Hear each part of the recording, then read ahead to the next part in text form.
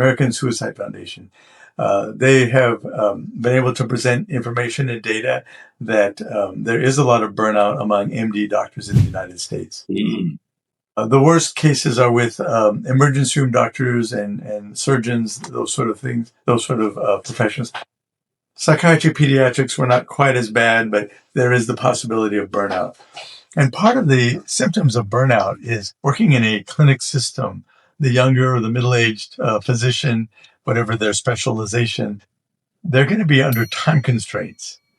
So in some, Kaiser or Sharp or some other, university healthcare system, they're going to be time constraints. Okay, you got to see so many patients per hour during your work hour, your work day, and they have a lunch break.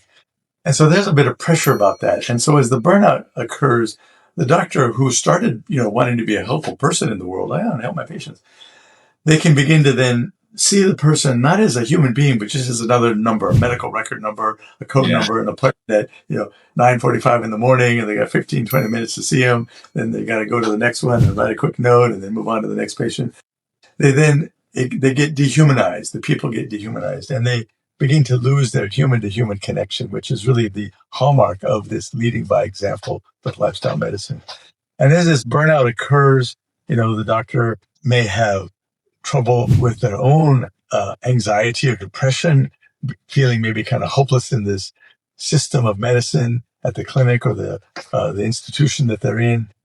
And this could show up in trouble at their home, maybe they're trouble with their sleep, and they kind of get into a downward spiral. The saddest thing, and I did mention the American Suicide Foundation, they report that American MDs and DOs, so it's medical doctors and osteopathic doctors, so MDs and DOs are pretty much equal, the same thing, have a suicide rate twice the national average. This is completely unacceptable, to be twice the national average of completed suicides. So burnout is just the beginning.